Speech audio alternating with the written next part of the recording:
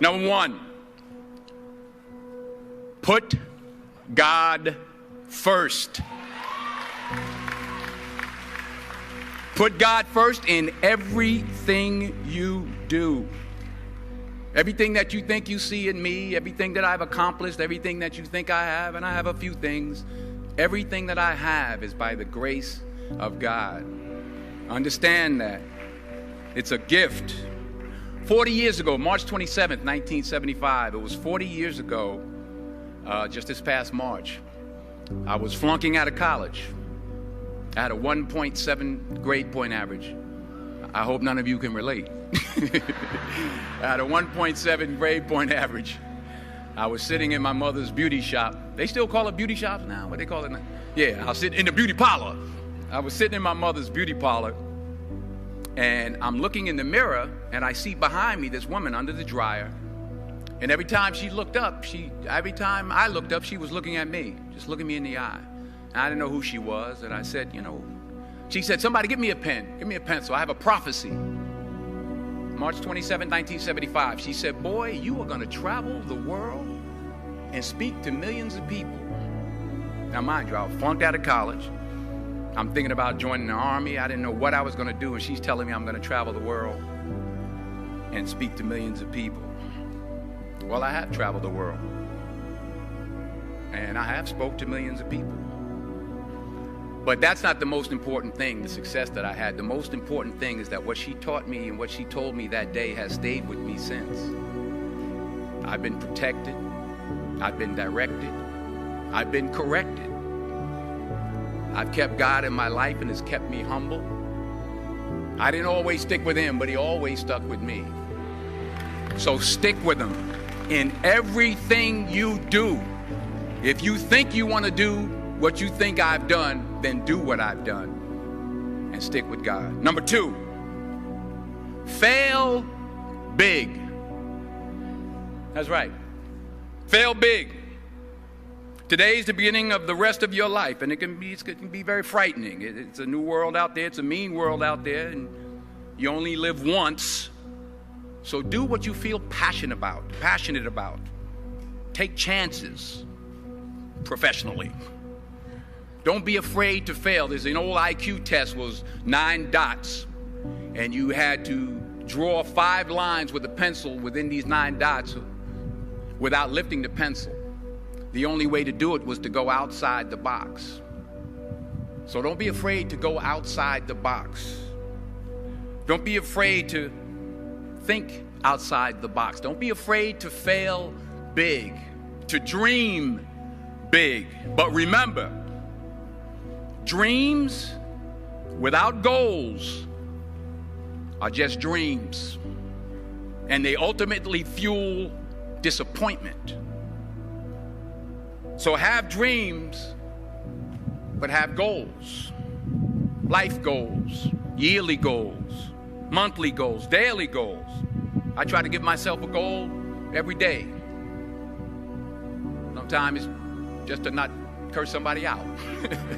Simple goals, but have goals. And understand that to achieve these goals, you must apply discipline and consistency. In order to achieve your goals, you must apply discipline, which you have already done, and consistency every day, not just on Tuesday and miss a few days. You have to work at it every day. You have to plan every day. You've heard the saying, we don't plan to fail, we fail to plan. Hard work works. Working really hard is what successful people do.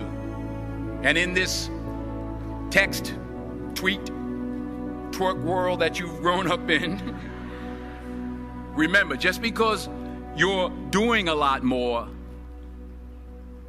doesn't mean you're getting a lot more done. Remember that. Just because you're doing a lot more doesn't mean you're getting a lot more done. Don't confuse movement with progress. My mother told me, she said, yeah, because you can run in place all the time and never get anywhere. So continue to strive, continue to have goals, continue to progress. Number 3, you'll never see a U-Haul behind a hearse. I'll say it again. You'll never see a U-Haul behind a hearse. I don't care how much money you make, you can't take it with you. The Egyptians tried it. They got robbed. That's all they got. You can't take it with you. And it's not how much you have. It's what you do with what you have. We all have different talents. Some of you will be doctors, some lawyers, some scientists, some educators, some nurses, some teachers. Yeah, okay. Some preachers. The most selfish thing you can do in this world is help someone else. Why is it selfish? Because the gratification, the goodness that comes to you, the good feeling that I get from helping others, nothing's better than that. Well, one or two things, but nothing's better than that. Not jewelry, not big house I have, not the cars, but it's the joy. That's where the joy is, in helping others. That's where the success is, in helping others. Finally,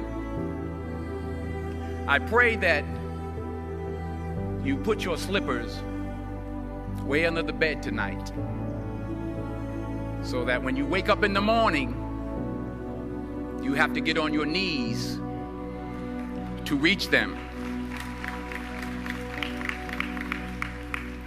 And while you're down there, say thank you for grace.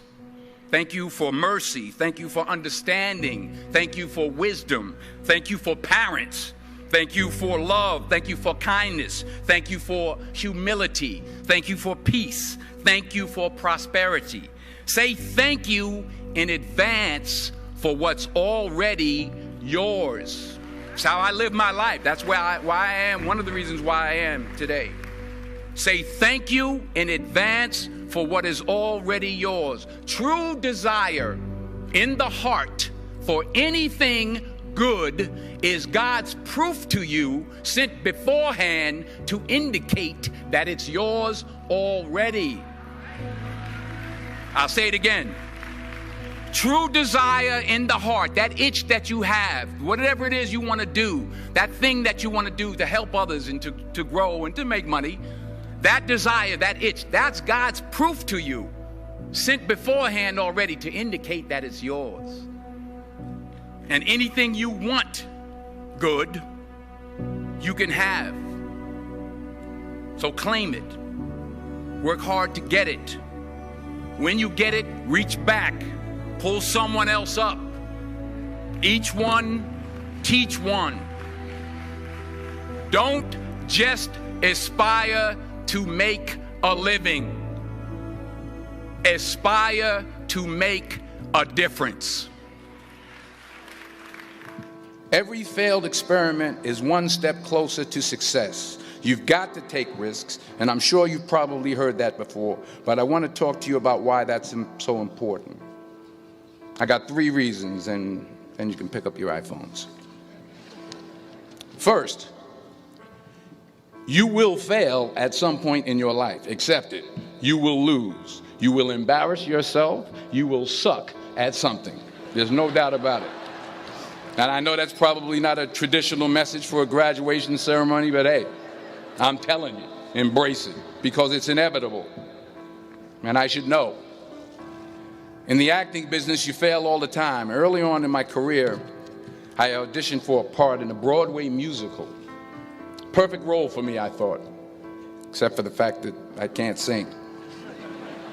So I'm in the wings, I'm about to go on stage, but the guy in front of me, he's singing like Pavarotti. He's just, and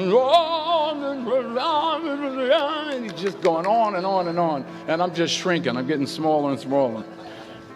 So they say, oh, thank you very much, and you'll be hearing from us.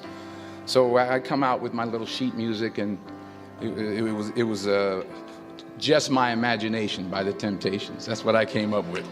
So I hand it to the accompanist, and she looks at it and looks at me and looks out at the director and is like, all right.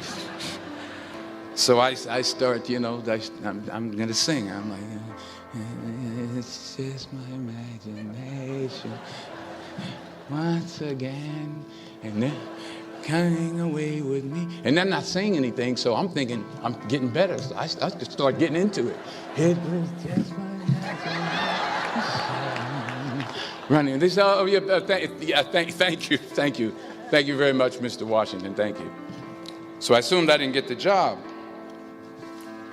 But the next part of the audition, he called me back. The next part of the audition is the acting part of the audition. So I'm like, hey, okay, maybe I can't sing, but I know I can act.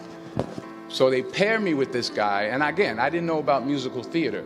And musical theater is big, so they can reach everyone all the way in the back of the stadium. And I'm more from a realistic, naturalistic kind of acting where you actually talk to the person next to you.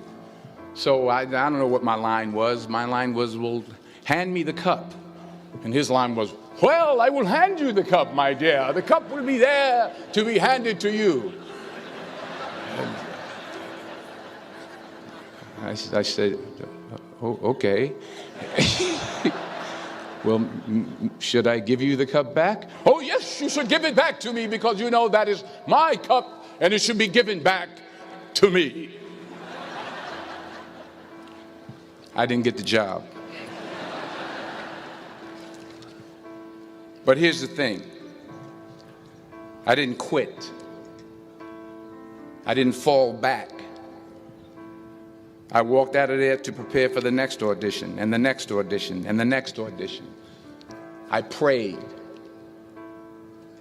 I prayed, and I prayed. But I continued to fail, and fail, and fail. But it didn't matter, because you know what? There's an old saying, you hang around the barbershop long enough, sooner or later you're going to get a haircut. So you will catch a break, and I did catch a break. Last year, I did a play called Fences on Broadway. Someone talked about it. Won the Tony Award. And I didn't have to sing, by the way. But here's the kicker. It was at the Court Theater. It was at the same theater that I failed that first audition 30 years prior. The point is, and I'll pick up the pace, the point is every graduate here today has the training and the talent to succeed. But do you have the guts to fail? Here's my second point about failure. If you don't fail, you're not even trying. I'll say it again. If you don't fail, you're not even trying. My wife told me this great expression. To get something you never had, you have to do something you never did. Les Brown's a motivational speaker. He made an analogy about this. He says, imagine you're on your deathbed, and standing around your deathbed are the ghosts representing your unfulfilled potential. The ghost of the ideas you never acted on. The ghost of the talents you didn't use. And they're standing around your bed, angry, disappointed, and upset. They say, we came to you because you could have brought us to life, they say. And now we have to go to the grave together. So I ask you today, how many ghosts are going to be around your bed when your time comes? You've invested a lot in your education, and people have invested in you. And let me tell you, the world needs your talents. Man, does it ever. I just got back from Africa like 2 days ago, so if I'm rambling on, it's because I'm jet lagged. I just got back from South Africa. It's a beautiful country, but there are places there with terrible poverty that need help. And Africa is just the tip of the iceberg. The Middle East needs your help. Japan needs your help. Alabama needs your help. Tennessee needs your help. Louisiana needs your help. Philadelphia needs your help. The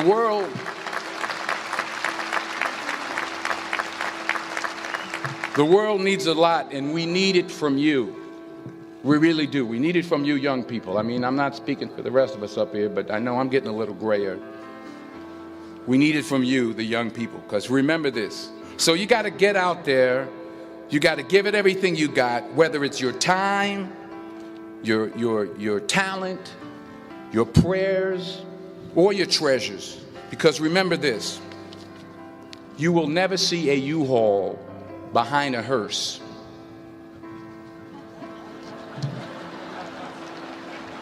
I'll say it again. You will never see a U-Haul behind a hearse. You can't take it with you. The Egyptians tried it, and all they got was robbed. So the question is, what are you going to do with what you have? I'm not talking about how much you have. Some of you are business majors. Some of you are theologians, nurses, sociologists. Some of you have money. Some of you have patience. Some of you have kindness. Some of you have love. Some of you have the gift of long suffering. Whatever it is, whatever your gift is, what are you going to do with what you have? All right, now here's my last point about failure. Sometimes it's the best way to figure out where you're going. Your life will never be a straight path. I began at Fordham University as a pre-med student. I took a course called cardiac morphogenesis. I still can't say it. Cardiac morphogenesis. I couldn't read it. I couldn't say it. I sure couldn't pass it. So then I decided to go into pre-law, then journalism. And with no academic focus, my grades took off in their own direction. Yeah, down. I was a 1.8 GPA one semester, and the university very politely suggested that it might be better to take some time off. I was 20 years old. I was at my lowest point. And then one day, and I remember the exact day, March 27th, 1975, I was helping my mother in her beauty shop. My mother owned a beauty shop up in Mount Vernon. And there was this older woman who was considered one of the elders in the town. And I didn't know her personally, but I was looking in the mirror, and every time I looked at the mirror, I could see her behind me, and she was staring at me. She just kept looking at me. Every time I looked at her, she kept giving me these strange looks. So she finally took the dryer off her head and she said something I'll never forget. First of all, she said, "Somebody give me a piece of paper. Give me a piece of paper." She said, "Young boy, I have a prophecy, a spiritual prophecy." She said, "You are going to travel the world and speak to millions of people." Now, mind you, I'm 20 years old. I'm flunked out of school. In fact, like a wise ass, I'm thinking to myself, maybe she's got something in that crystal ball about me getting back into school next fall. But maybe she was onto something, because later that summer, while working as a counselor at the YMCA camp in Connecticut, we put on a talent show for the campers. And after the show, another counselor came up to me and asked, "Have you ever thought about acting? You're good at that." So when I got back to Fordham that fall, I got in and I changed my major once again for the last time. And in the years that followed, just as that woman prophesied, I have traveled the world and I have spoken to millions of people through my movies. Millions who up till this day couldn't see me, who up till this day I couldn't see while I was talking to them, and they couldn't see me. They could only see the movie. They couldn't see the real me. But I see you today, and I'm encouraged by what I see. And I'm strengthened by what I see. And I love what I see.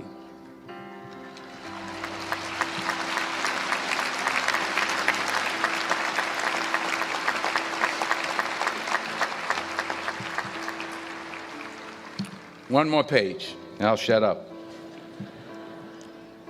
Let me conclude with this one final point, and actually the president kind of brought it up. It has to do with the movie Philadelphia. She stole my material.